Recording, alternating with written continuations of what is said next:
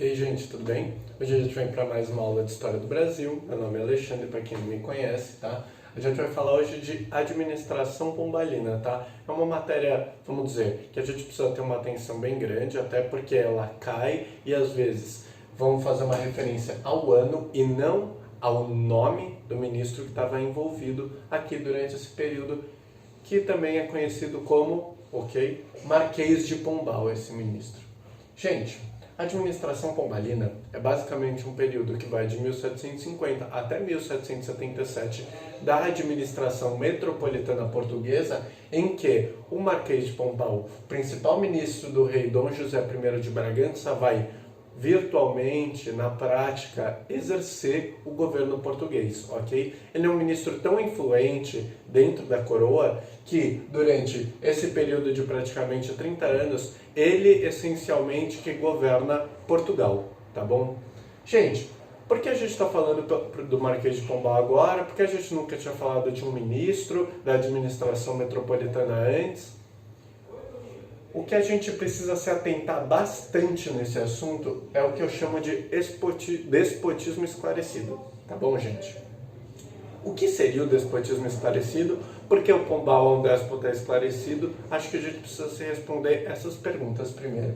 Gente, despotismo esclarecido são administradores, em geral metropolitanos, claro, que estão inspirados pelo iluminismo e pelo liberalismo para empreender uma série de reformas em relação ao seu governo.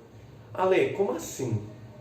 Você está me falando que, então, um administrador metropolitano que está, claro, inserido no contexto do Antigo Regime. Para quem não lembra que o Antigo Regime é basicamente o absolutismo monárquico, claro, inserido dentro daquela ótica mercantilista que a gente está vendo, né? Que tem tudo a ver com o Pacto Colonial.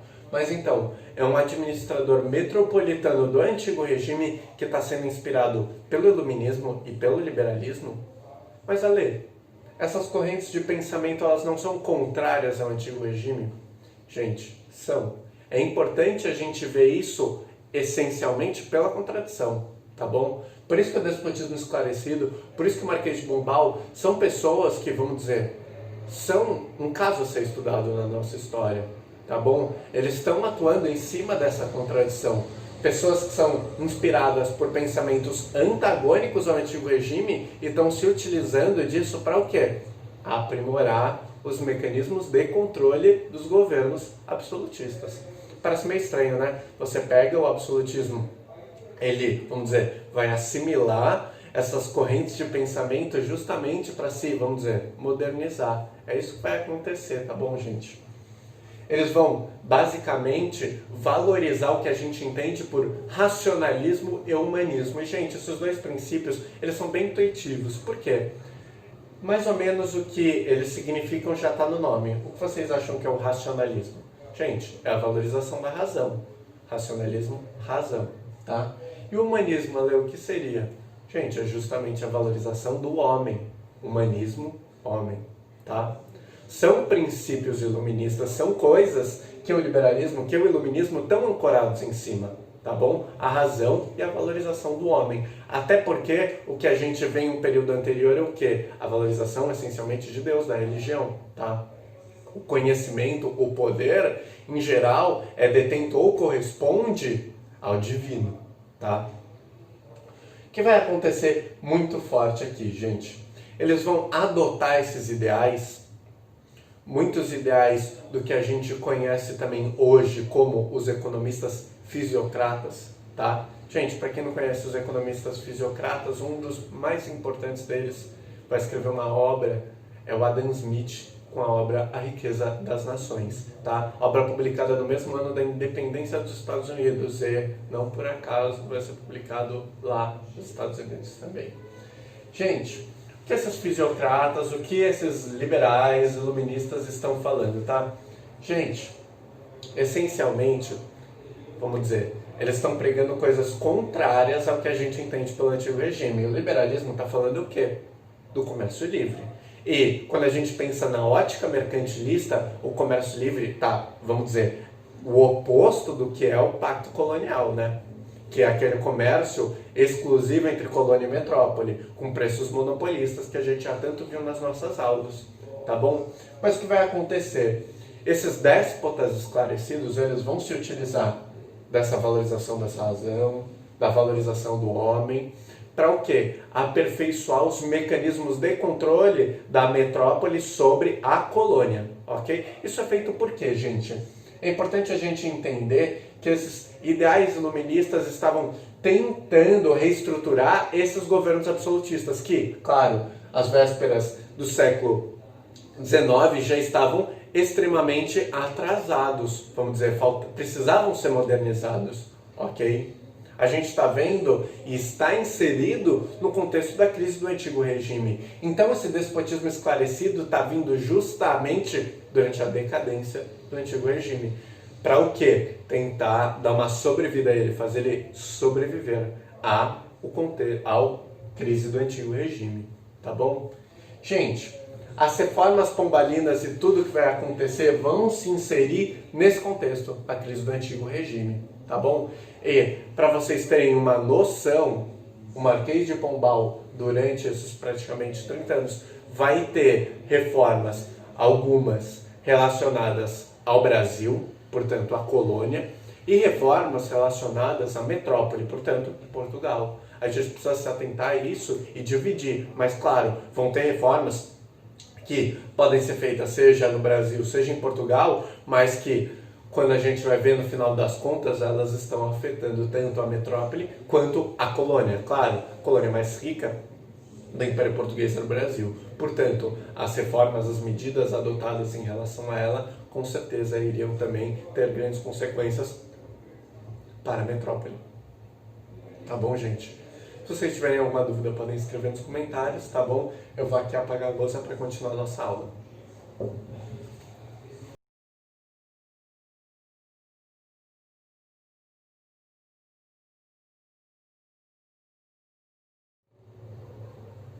E aí, gente, tudo bem? A gente tá voltando agora para a nossa segunda parte da aula de administração pombalina. Agora a gente vai começar a falar sobre, efetivamente, as reformas pombalinas. Num primeiro momento, a gente vai falar sobre as reformas pombalinas que vão acontecer em Portugal, ou no tocante à metrópole, tá bom? Gente, uma coisa que é importante a gente começar falando sobre as reformas pombalinas é que elas vão ter o apoio da burguesia portuguesa, tá? Por que é importante falar isso, gente? Lembra, vão ter momentos da, vamos dizer, história de Portugal que são muito importantes desse, vamos dizer, conjugação de interesses entre a burguesia e a monarquia, tá bom?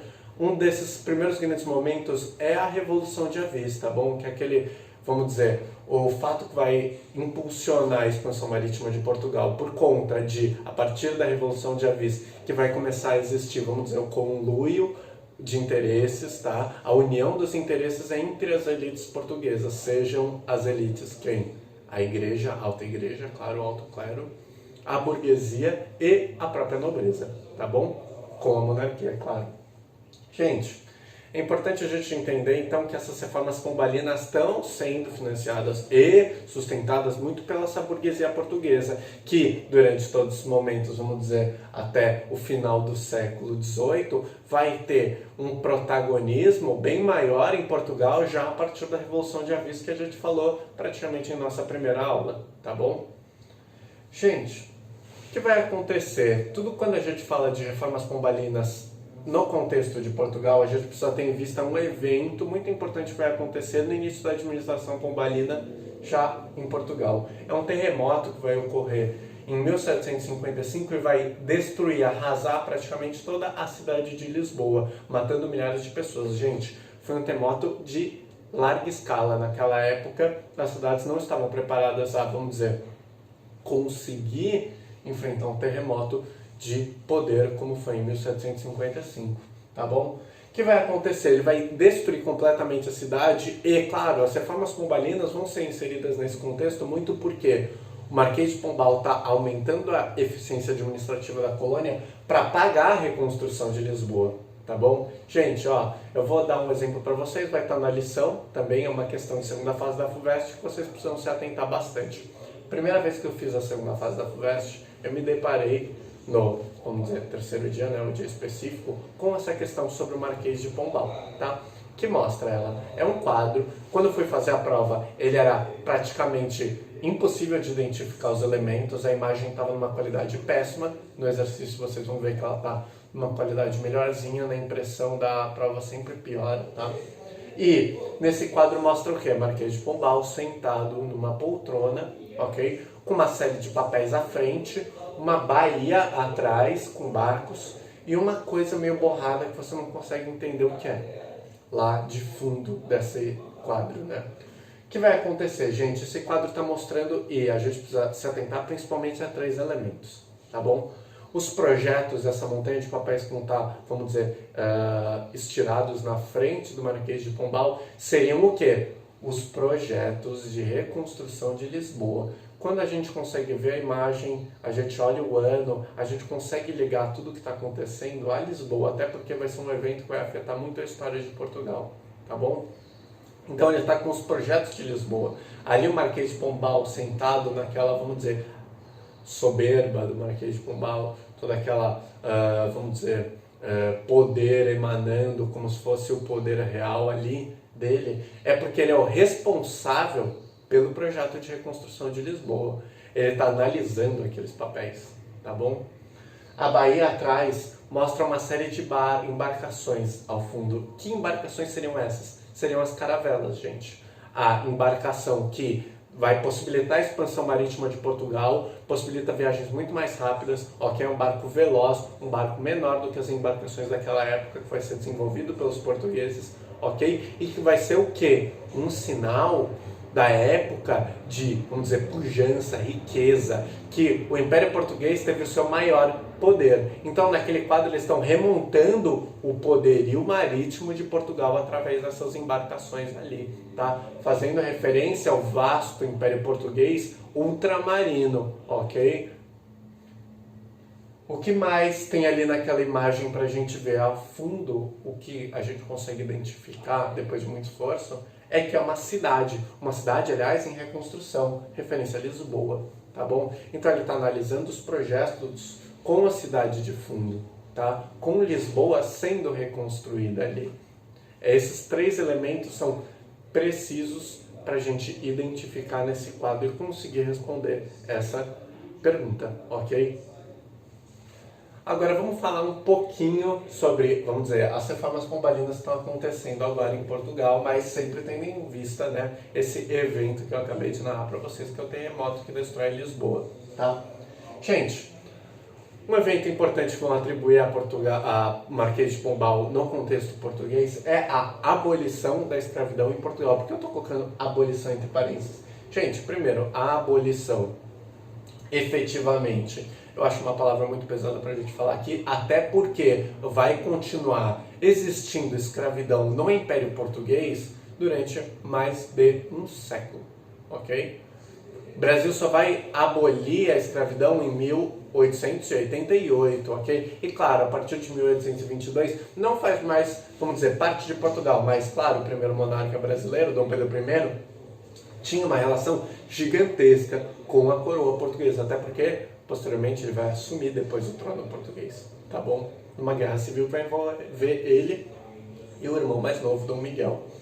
Então, o que a gente fala? O pessoal adora atribuir a abolição dessa escravidão em Portugal, como se, nossa, depois disso não ocorreu mais escravidão nos domínios portugueses. Isso é uma falácia, tá bom? Gente, isso tem muito a ver com a narrativa que diversos historiadores portugueses tentam construir de que Portugal não teve primeiro um protagonismo dentro do tráfico transatlântico de pessoas, ok? E mais do que isso, falando que Portugal, desde o século XVIII, já estava abolindo a escravidão. Gente, sabemos que não é muito bem isso, até porque quando vai se dar a independência do Brasil em 1822, continua existindo escravidão no Brasil, tá bom? Então, o que eles estão fazendo basicamente aqui? Proibindo o tráfico negreiro que vai para a Europa, tá bom? Isso que eles estão fazendo, tá? Estão proibindo esse segmento do tráfico transatlântico de pessoas, tá?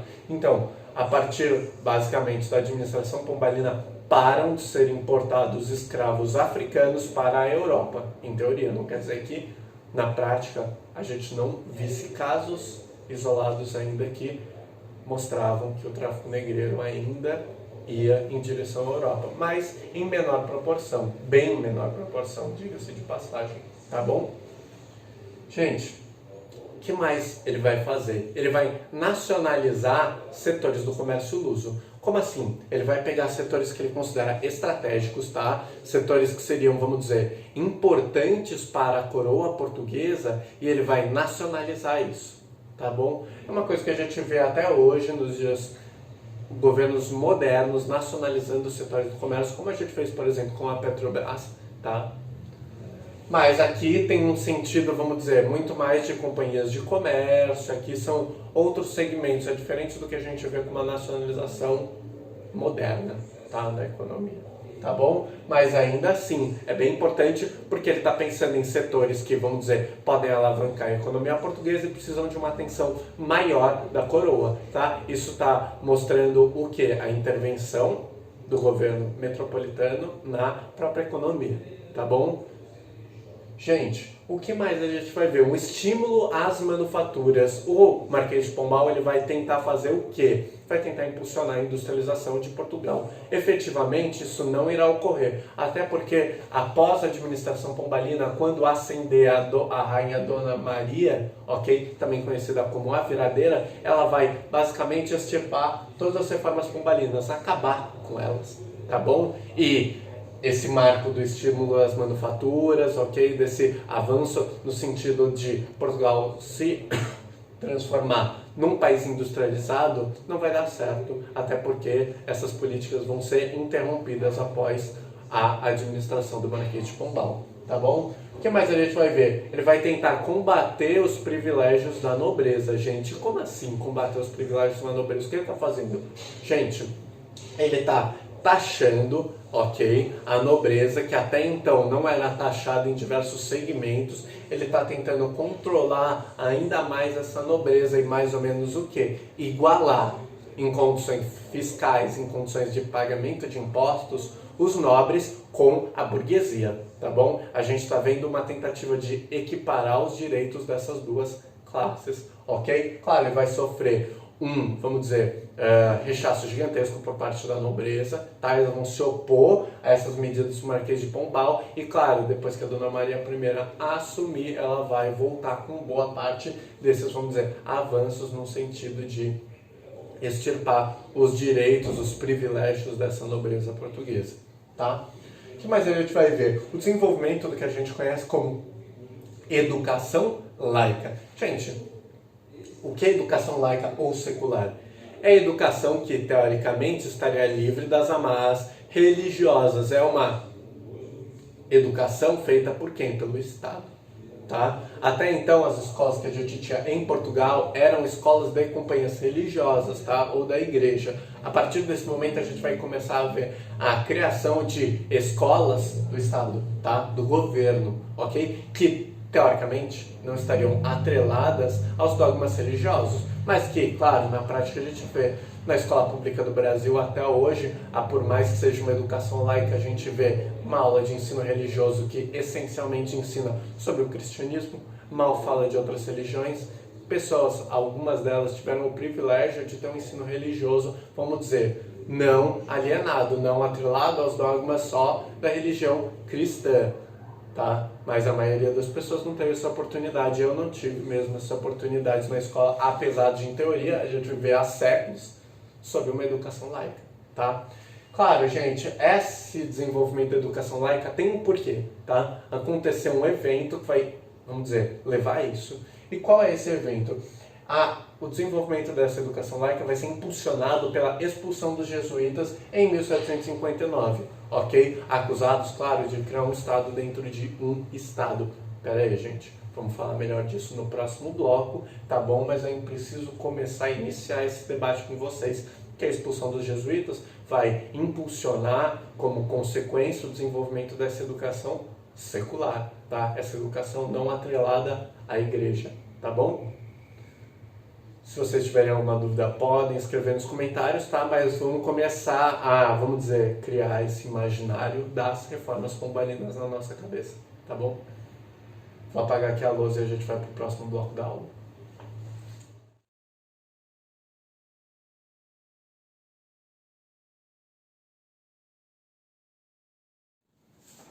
Voltando à nossa aula, terceira parte dela, a gente vai falar sobre as reformas pombalinas que estão, vamos dizer, sendo alvo à colônia brasileira, ok? Então essas reformas pombalinas, por mais que o Marquês de Pombal não tenha estado presente na colônia brasileira, ele vai editar essas reformas em relação à colônia brasileira, tá?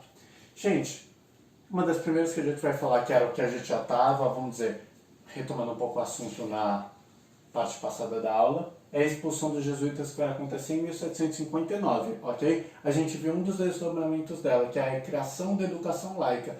Essa reforma vai valer tanto para Portugal quanto para o Brasil, tá? Agora, a expulsão dos jesuítas vai ser feita muito mirando a atuação dessa companhia religiosa no próprio território americano, tá? O que está acontecendo em tudo isso? Qual vai ser o embate que vai ser, vamos dizer, travado entre os jesuítas e o Marquês de Pombal? Gente, o Marquês de Pombal acusa os jesuítas de formarem um Estado dentro de um Estado. E por que isso? Segundo as acusações de Pombal, os jesuítas, eles adquiriram uma série de possessões, ok? E se tornaram extremamente ricos e opulentos. Opulentos é uma pessoa que esbanja dinheiro, tá?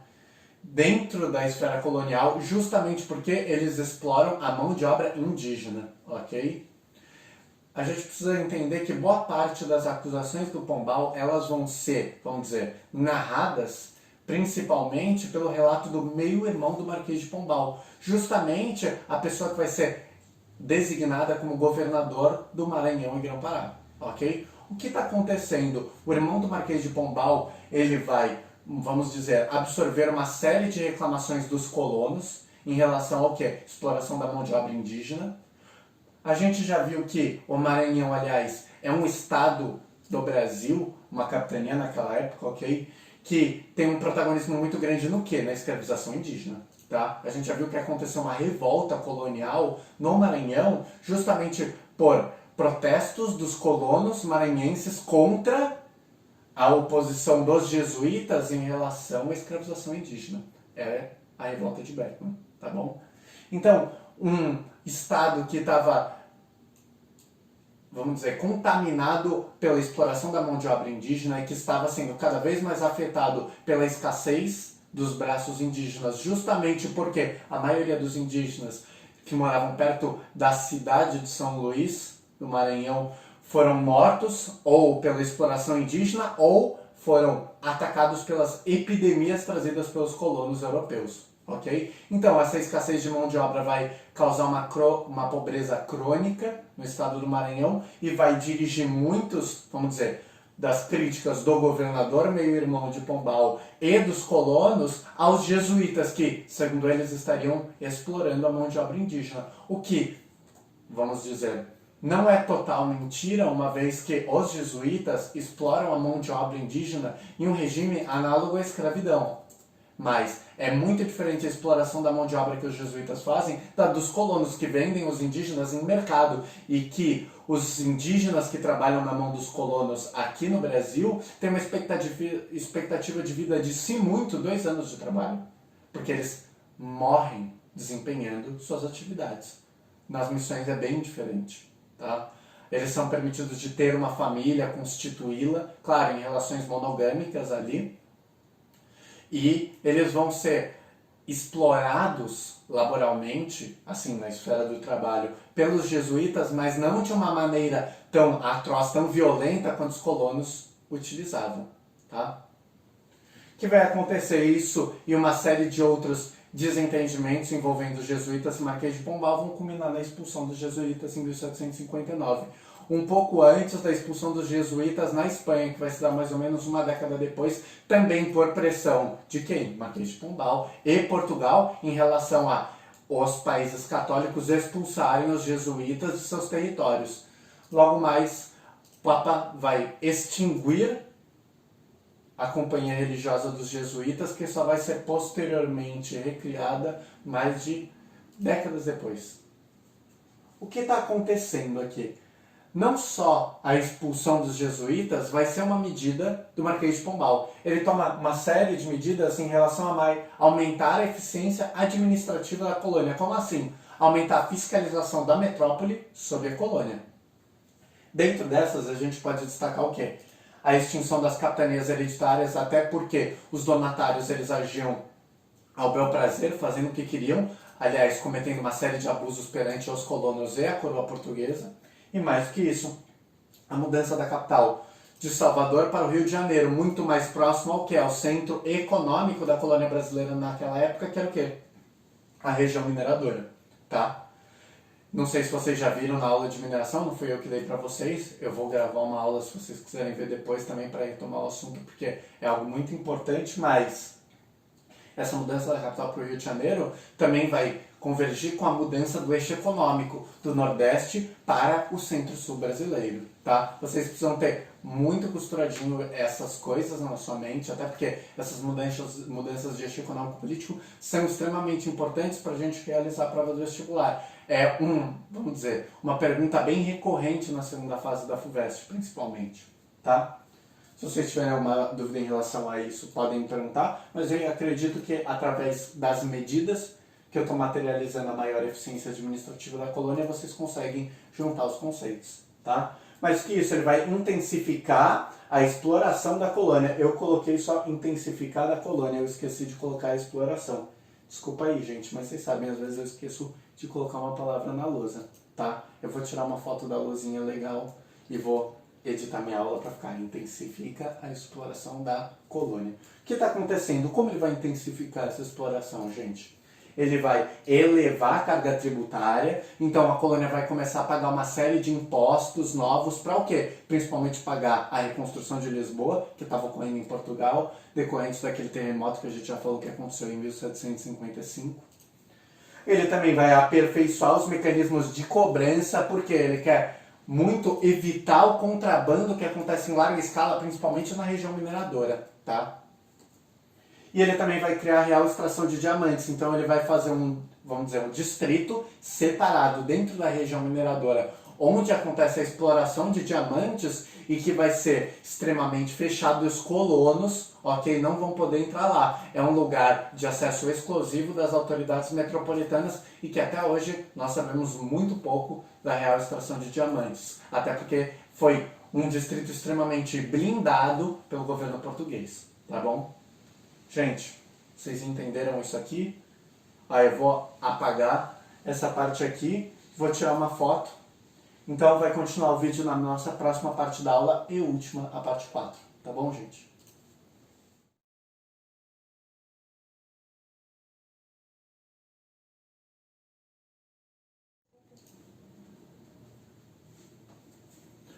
Gente, agora a gente vai para o nosso final da aula, tá? Parte 4. Estamos falando das reformas pombalinas, lembro, no tocante ao Brasil, tá bom? Continuando tudo que a gente estava falando, a gente tinha parado naquilo que eu chamei de intensificação da exploração econômica colonial ou da colônia. E agora a gente vai ver algo bem específico para entender aquele contexto do Maranhão que a gente já estava falando da proibição da escravização indígena. Essencialmente, é a criação das companhias privilegiadas de comércio. Essencialmente, eu dou destaque para a Companhia de Comércio do Grão-Pará e Maranhão, tá? Gente, essa companhia essencialmente vai ser feita muito naquele contexto da, como eu chamo de, reiteração do fim da escravização indígena, que vai acontecer pelo Pombal em 1757 na Lei de Liberdades e na Lei de Igualdade entre Indígenas e Brancos, ok?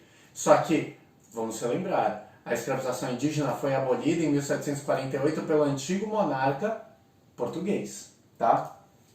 O que vai acontecer aqui para a gente entender de diferente? Gente, a criação das companhias privilegiadas de comércio vai vir muito em contramão do quê?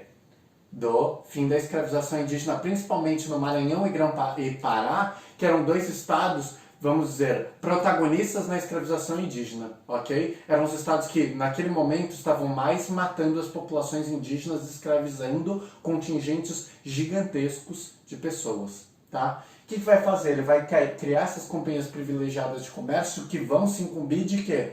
Realizar o tráfico negreiro, comprar cativos da África, sequestrá-los, trazê-los para o mundo novo, para o Brasil, ok? E revendê-los a preços, vamos dizer, amigáveis para os colonos do Maranhão e do Pará, tá bom? O que vai acontecer? Vai ser um grande sucesso essa companhia privilegiada de comércio. Ela vai atuar no tráfico negreiro muito durante esse período, ok, da administração do Marquês de Pombal em Portugal. E mais do que isso, ela também vai trazer uma série de produtos para essas regiões que eram, vamos dizer, menos inseridas no comércio internacional, seja de viventes, seja de produtos mesmo, ok? O que vai acontecer? Posteriormente, o Maranhão vai ter um protagonismo muito grande na economia brasileira. Pensando na Guerra Civil dos Estados Unidos e no estreitamento dos laços, é mais ou menos nessa época que também vão introduzir em larga escala o algodão no Maranhão, ok? E lembrando, num contexto de Revolução Industrial, a primeira Revolução Industrial vai ser focada no quê? Principalmente a indústria têxtil, ok? Então, o que é a matéria-prima da indústria têxtil? O algodão. Maranhão vai se tornar protagonista na economia brasileira justamente pelo carro-chefe que seria o algodão, ok? E claro, o Maranhão vai só se tornar o estado mais rico durante um breve período de tempo do Brasil quando os Estados Unidos entrarem em guerra civil, e durante a Guerra de Secessão, o Maranhão vai se tornar, vamos dizer, um dos principais exportadores de algodão do mundo, ok? Gente, então a Companhia Privilegiada de Comércio do Grão-Pará e Maranhão vai atuar principalmente, como eu falei, tráfico negreiro e comércio de produtos coloniais. Aí tem as drogas do sertão, tem o algodão que está sendo introduzido, tem um pouco de açúcar na capitania também, tá? Mas que isso, vamos voltar então agora para um ponto que é bem importante para a gente entender, que é o quê? Reiterar o fim da escravização indígena. Eu falo reiterar porque ela já tinha sido definitivamente abolida em 1748, e muitos historiadores colocam o protagonismo disso no Marquês de Pombal em 1757. Mas a gente precisa se atentar a isso, porque 9 anos antes, o monarca português já tinha abolido a escravização indígena, apesar de, na prática, ela continuar ocorrendo. E vai continuar ocorrendo apesar de 1757, porque nessa lei que o Marquês de Pombal vai acabar com a escravização indígena, ele vai criar o que a gente chama de diretório, ok? É um regime de exploração de mão de obra indígena que vai funcionar assim. Alguns vão dizer diretores, eles vão ser incumbidos de supervisionar tribos e populações indígenas específicas, ok? E a troco de que ele vai ensinar as maneiras para essas populações se inserirem, vamos dizer, na atmosfera colonial, na economia colonial. Na prática, o que vai acontecer? Esses diretores vão escravizar os indígenas que estariam sob a supervisão deles, tá?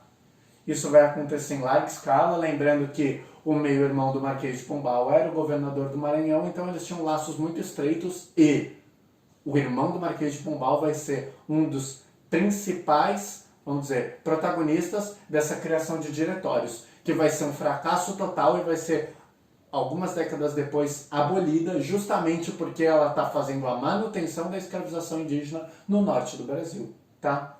Gente, sobre a reiteração do fim da escravização, a gente precisa ter alguns pontos em mente, tá? Principalmente o quê?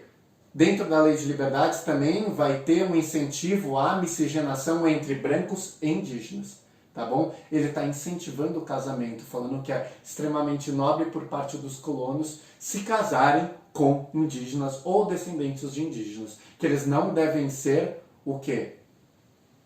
Vamos dizer, segregados, não podem sofrer preconceito, não podem ser, vamos dizer, excluídos de cidadania, excluídos de cargos pela condição de serem indígenas ou descendentes de indígenas, tá? Então essa igualdade jurídica entre indígenas e brancos tem um fim, ok, gente? O Marquês de Pombal vai fazer isso com um objetivo específico. Qual é?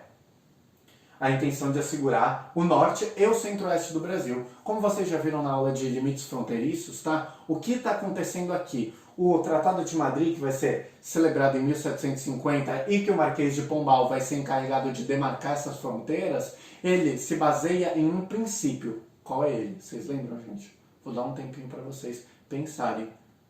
Ó, lembrando um pouco, uti possidetis, tá bom? Esse é o princípio que rege o Tratado de Madrid e tem a ver com a a ocupação efetiva do território, tá? Então, as coroas vão ter o território que elas efetivamente ocupam. E vocês acham que o Brasil ocupava o norte e o centro-oeste?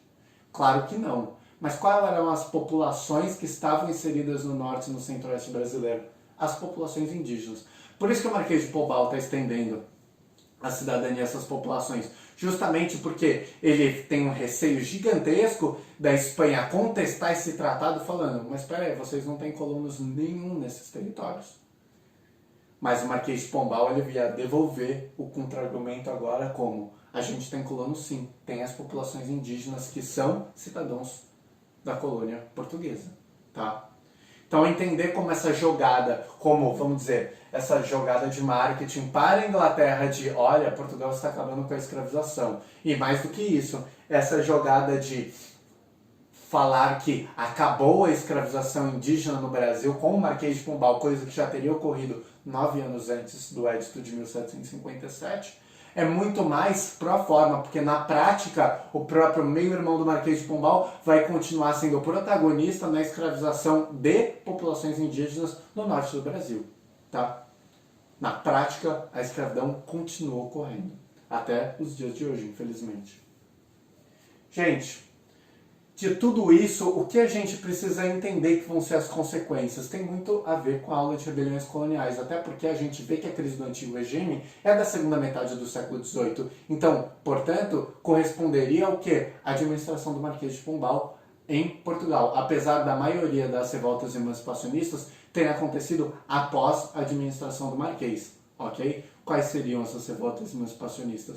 1789, Inconfidência Mineira, 1798, Conjuração Baiana, ok? E a Revolução Pernambucana de 1817. Precisamos ter atenção para essas revoltas emancipacionistas, justamente porque esse aumento da insatisfação na colônia tem a ver com o quê? A falta de autonomia política dos colonos. E por que eles têm menos autonomia agora? Porque o Marquês de Pombal está aprimorando os mecanismos de controle da metrópole de Portugal sobre a colônia Brasil, tá?